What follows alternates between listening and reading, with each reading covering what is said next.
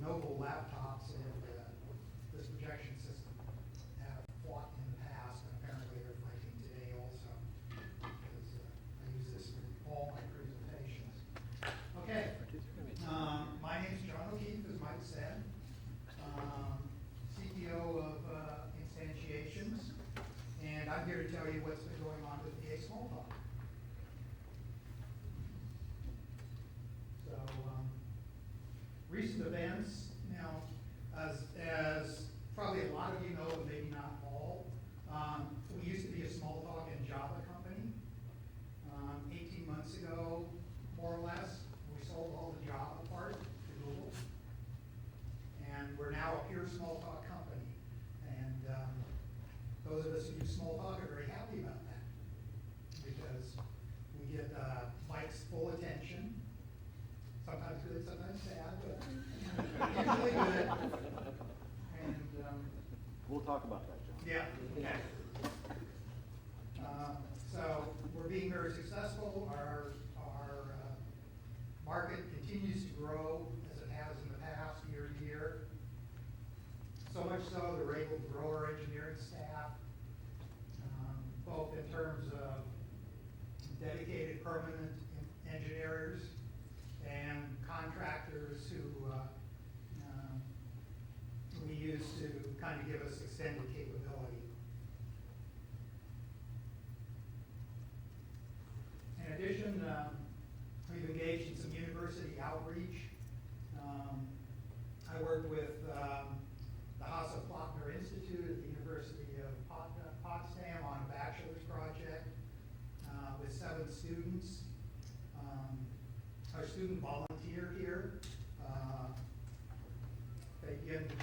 Fabian Bonhoeffer, is one of those students who participated in this project. So if you're interested in how it is as a student working with instantiations, you can ask him. The project was GTK plus bindings for VA Smalltalk.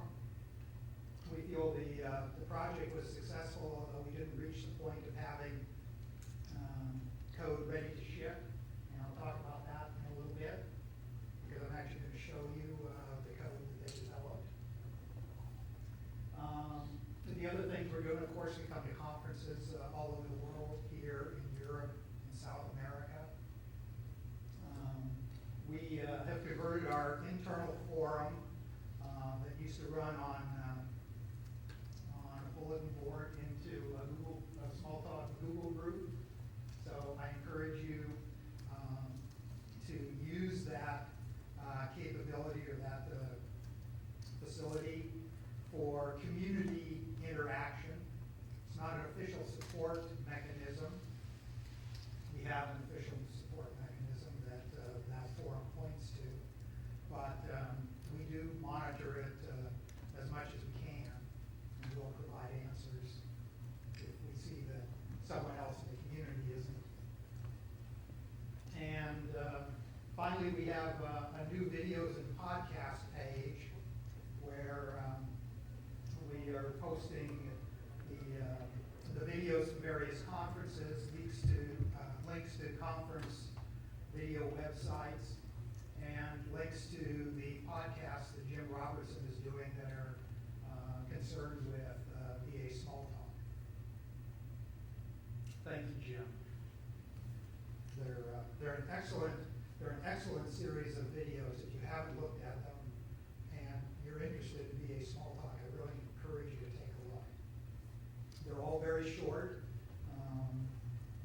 5 minutes perhaps, maybe a little longer, but mostly around that. So you can dip in, check them out, and learn about the product. We've had a number of releases over the years. Version 8.5 was our, until today, was our latest one. That was in August 2011, just before the ESO conference. We announced yesterday the availability of version 8.51. So you're the first people to hear about it, other than the 1,000 who got the announcement letter. But they didn't get any of the details. They got the marketing pitch. You get the meat.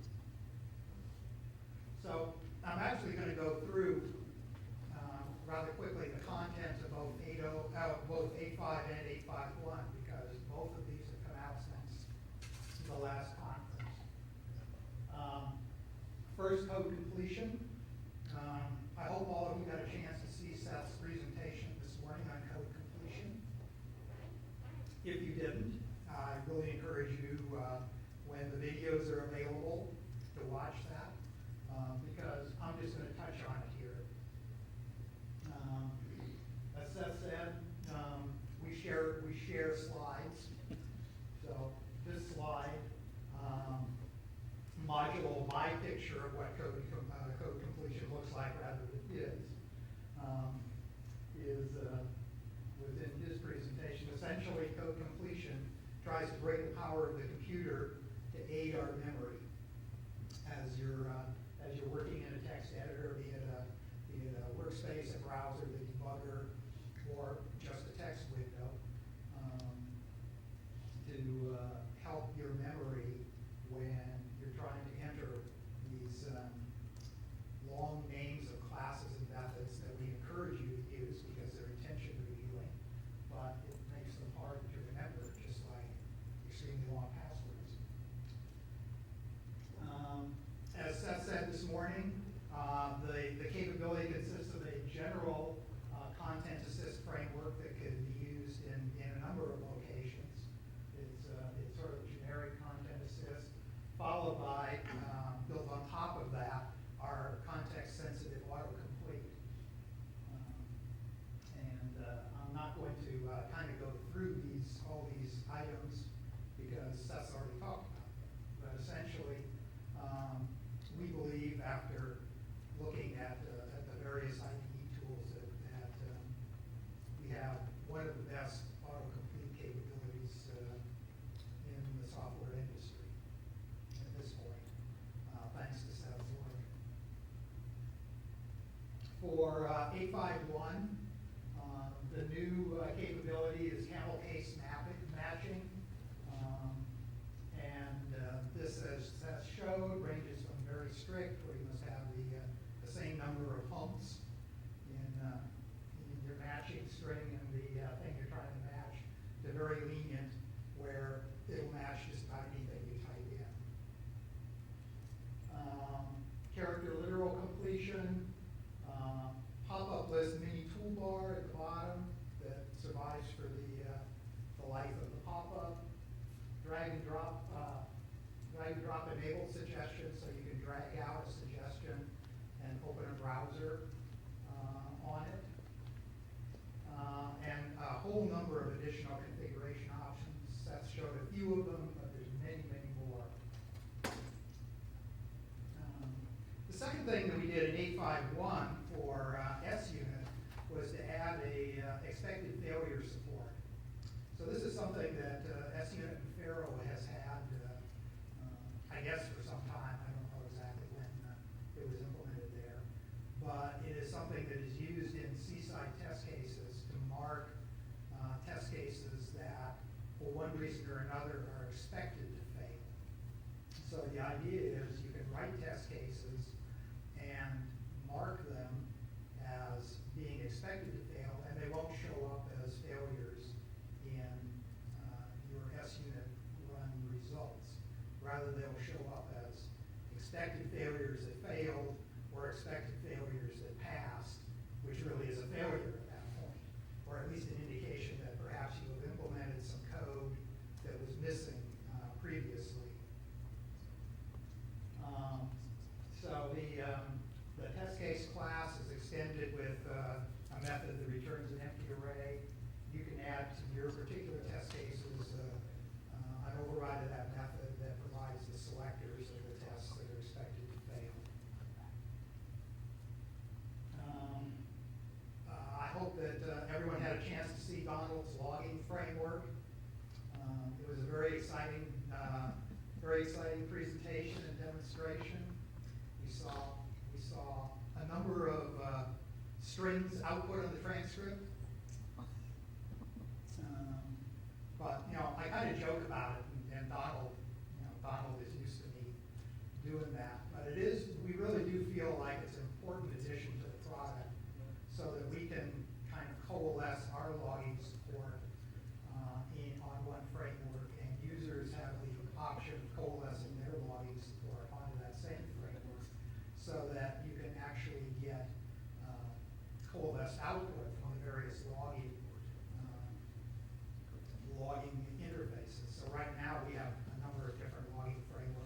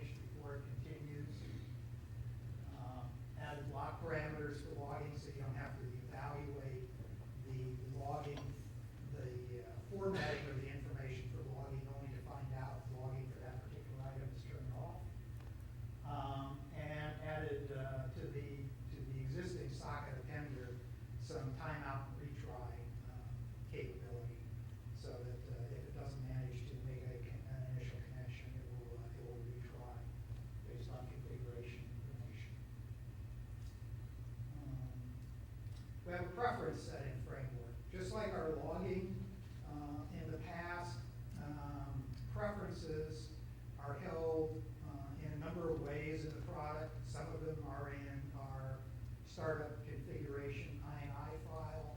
Some of them are in the manager itself, held as user edition records. Some of it is in application methods that you have to know to run in order to customize the product.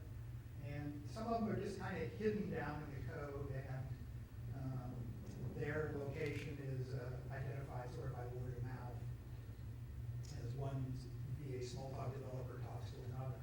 So we wanted to provide a framework based on providing preference settings in the INI file at startup time. It's grouped into stanzas like an INI file is. And the most normal way to name those stanzas is the name of the VA Smalltalk application they refer to. That's not required, but it makes things easier. The contents of the stanzas are keyword and value. The values are typed. You can see the various types that we support currently. We already have some ideas of additional types in future releases because we want to keep extending this. As I said, the preferences are managed by application, so they're loaded from the INI file when the system starts or when the application is loaded into an image. There is a pretty simple API. There is a ballot settings method that identifies the setting that is supported by this particular application. There is a current settings method that answers a table with the existing setting and the default setting for any of the supported settings. The default setting is used if you don't specify a value in the INI file. And there's a set current settings that will take either the default value or the content of the INI file and set it in to its natural location, which is usually a class variable somewhere, but not necessarily. For 851, we made one small enhancement, which was previously we supported array values, that is comma separated values in the value part of the keyword value pair, but the values all had to be homogeneous. So you said it was an array, you would say the content of the array is integer types, and that meant that all the values you specified had to be integers. For 851, we added a non-homogeneous array capability where you can say that the values actually can be an integer, and a string. It means you have to specify exactly 3 values, and they have to type match your specification.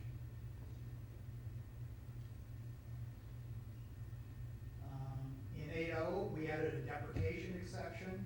In the past, we've deprecated things in the product. Features have gone out of support.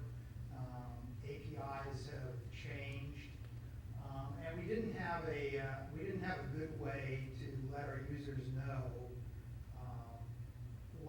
what was going on, what was deprecated. The only mechanism that we had was to change the category of the method to something that would say obsolete or deprecated, usually obsolete actually, and replace the method with a self error, which was sort of harsh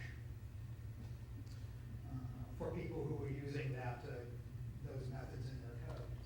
So we've added a deprecated method exception. Deprecated exception that will identify at execution time methods that have been deprecated.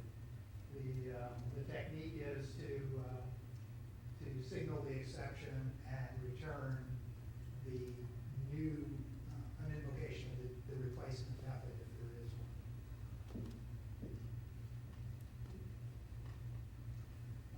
Deprecations are subclass of warnings, and the default handling of deprecations is based on preferences in the INI file. They make use of the preference framework. They can be logged. That means putting them in an in-memory log variable. They can be written to the transcript or the transcript TTY at runtime, or they can raise a warning, which means you get a pop-up box with the description of the deprecation, and it allows you to resume or cancel the execution. The documentation also provides a little snippet of code to print out the contents of the in-memory log. The in-memory log is held in a bag so that it doesn't grow enormously over time.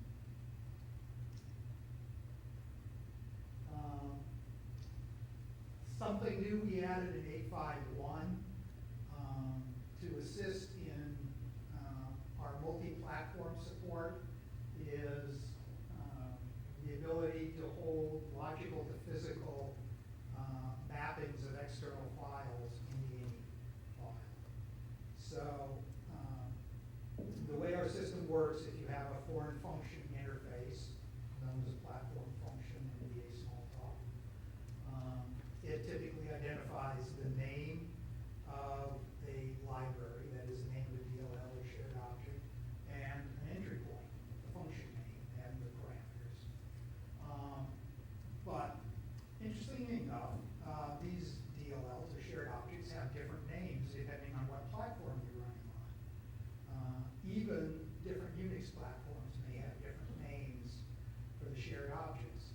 So to try and help this situation, we have a capability that allows you to create a logical name for that physical name, and you can specify the logical name in the platform function call, and we'll map it to the proper physical name, assuming you've done mapping.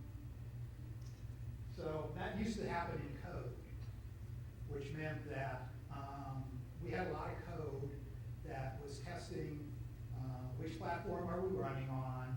If so, if we're running on Windows, map this DLL name to this logical name. If we're running on Linux, map it this way. If we're running on AIX, map it this other way. And that was fairly fragile, especially where we wanted to be able to have different DLL names based on versions of external functionality. For example, the IBM MQ series communication mechanisms renamed their DLLs between I think version 5 and version 7. So now you had to go into the code and change the code in order, if you were running on version 7 versus version 5. We've externalized that information in the INI file, and we provide now customized INI files for each of the platforms that we run on. This API to use these mappings is described in our documentation, and if you have need to call external functions, you may want to make use of this external mapping also. We've also done some work in our graphics and windowing area. We've added support for the rebar Windows control. We've had support for Windows controls, Windows common controls, for a number of years, but that support was at the common controls version 5 level, and maybe even a little earlier than that, based on the fact that it used to be called Win95 controls in our manager.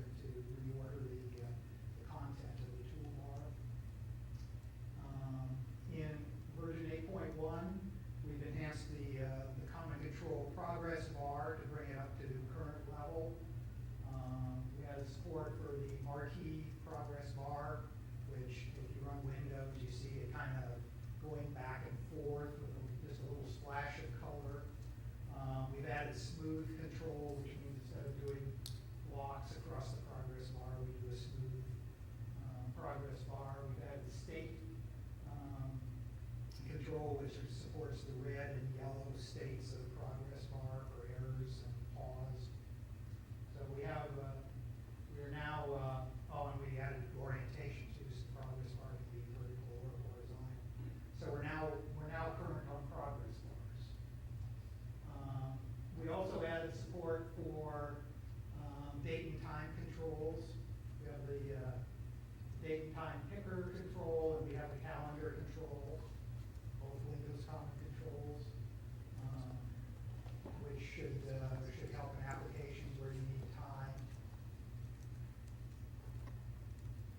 We've added support for those customers who use fax interfaces for CCIT T4 encoding. This was encoding of faxes that we didn't support in the past. In version 8, we upgraded to CSI 305. In 8.1, 306. One thing that people have asked us for in the past was help in mapping our CSI support levels to the package versions in Faro or in the main CSI repository.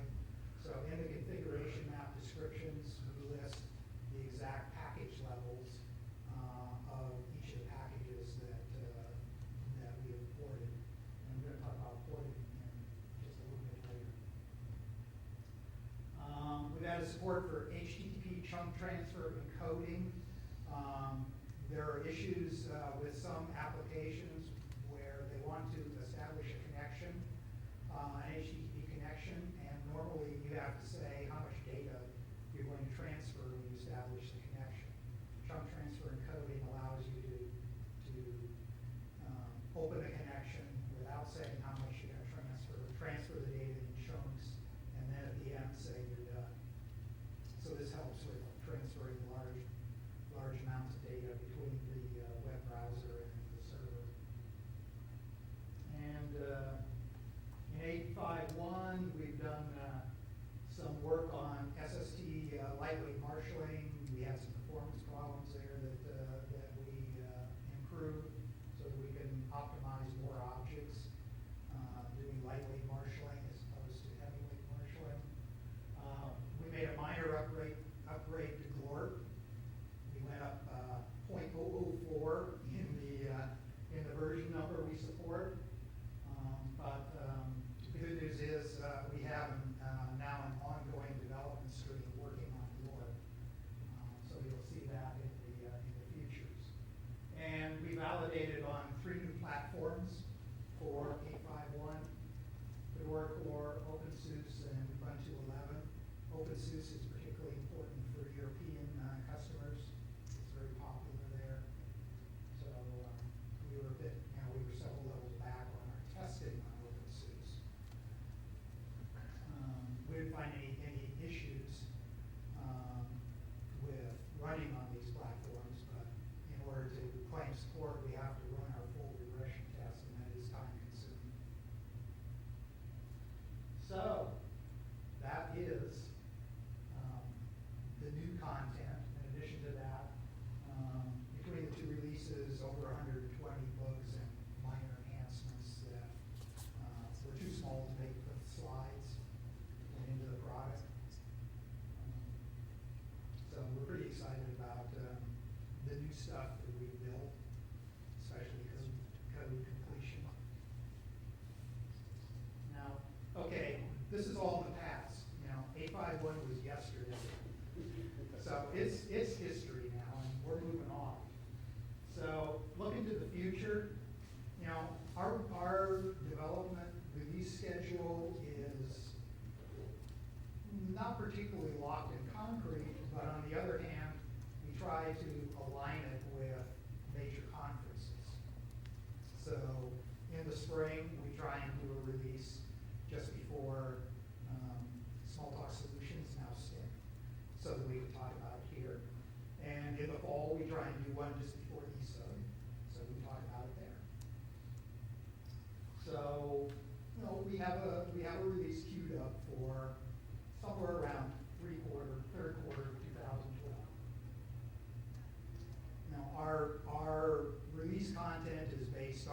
same sort of input that you would expect any software development company to react to. It's direct customer interaction, the forums, where we see direct client-to-client communication and requirements pop up there. Sometimes our support cases turn out to be enhancements requests, and also we have internal requirements for perhaps infrastructure changes to support external features. So that's kind of where things come from. We have a whole list of priority technologies. We try and group our potential line items into these so that we can not take scatter shots, but at a release, but have a theme for a release. I've been carrying Unicode for a while on these charts as a feature. We now have a plan to implement it instead of just a future candidate item. I'm not going to be able to say what release it's going to be in, but we have a plan to implement it. Of course, Seaside will continue. There is continued development on Seaside 3.0x as well as development on Seaside 3.1.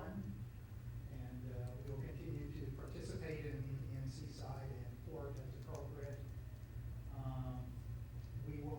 We're working on servlet multi-part form support, which is required. It's, in a way, the other side of HTTP chunked transfer encoding. It's a way of encoding data to be pushed up to the server from the web browser through a server. And Seaside makes use of it for uploads, and we currently don't support that feature because we don't support multi-part forms. We're looking at web tooling, we're looking at XML parsing. In terms of GUI look and feel, GTK plus 2.x is the project that the Hasso-Plattner Institute students worked on. We have a development team assigned to turning that code into product code. I can't tell you what release it's going to be in because at the moment I don't have a schedule for it. They're evaluating exactly what that schedule will be. We will be working on additional common controls. We're working on icon image support enhancements. We already have PNG support done. We have alpha channel support done. Didn't get done in time to make 8.5.1. And there are some add-ons to VA Smalltalk that IBM used to ship that actually have some very good widgetry in them. And we're looking at backporting some of those. In terms of development tools, we're looking at the change browser and merge tool to try and give people a better idea of what the difference is between 2 or 3 versions of method code. In the infrastructure, we have time zone support done, and that will be in 8.5.2. Anything that says done is going to be in 8.5.2. So this should satisfy a long-standing issue with our product where I guess at the simplest, daylight savings time was a problem.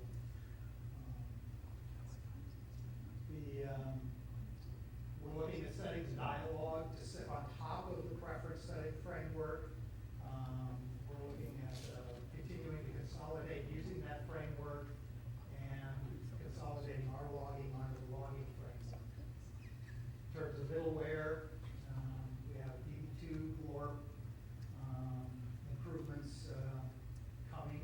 As I say, we actually have a developer now who's assigned to work on Glorp and is moving that code up.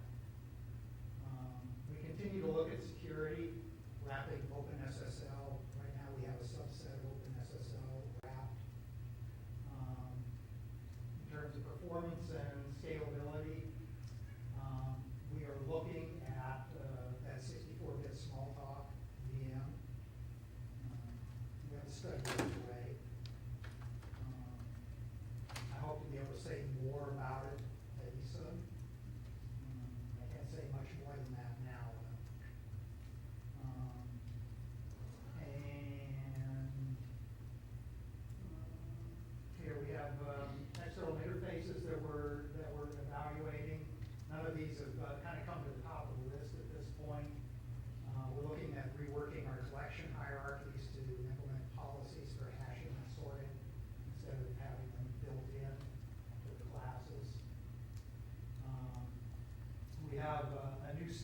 platform installer for 852, based on installer shield on Windows, and based on creating dev or RPM packages for Unix.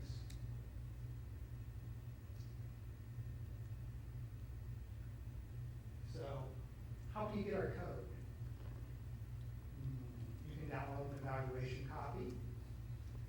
You can buy development licenses. We like that. You can download development builds. We make our development builds available occasionally when we have interim capability that we want to get out to the community. Or you can be a committer on an open source project. If you're a committer on an open source project, it doesn't say Smalltalk, but I certainly like it to be Smalltalk. You can get a license to our product because we want to encourage you to continue doing that open source work. Now, I'm going to page back here to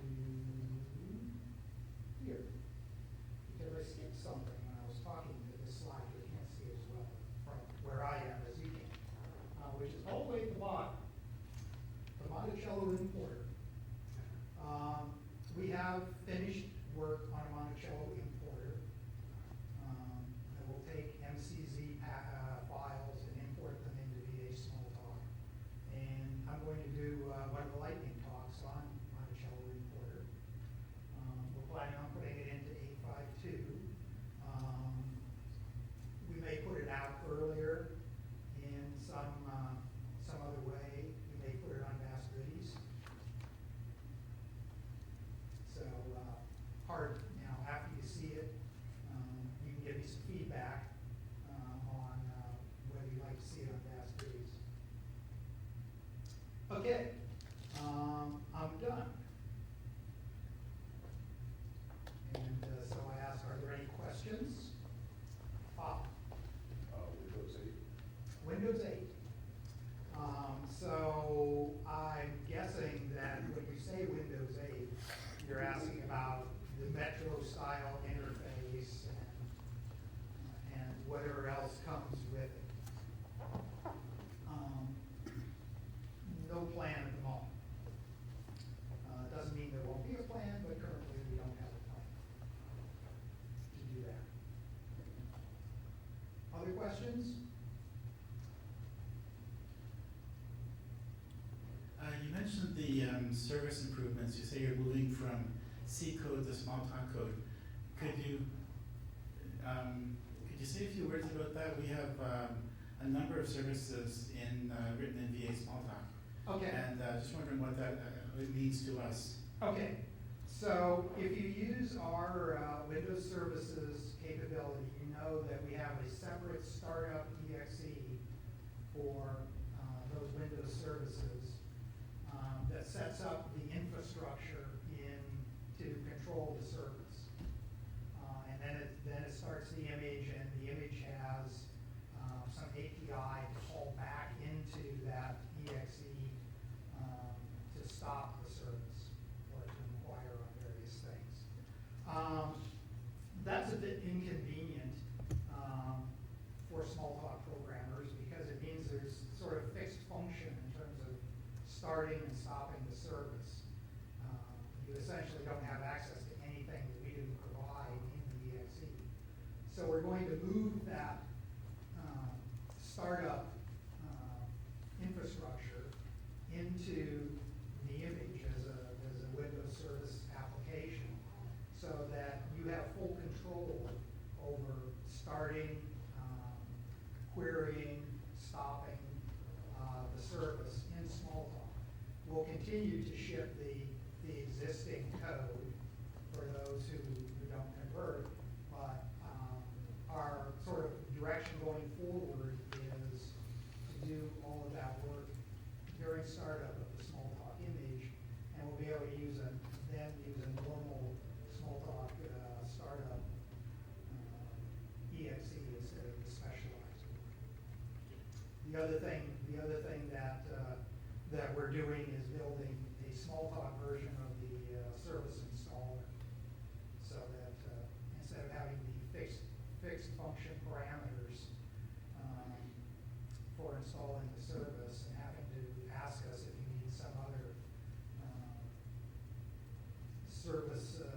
control items set during install, you'll be able to do that yourself because it's all in Smalltalk.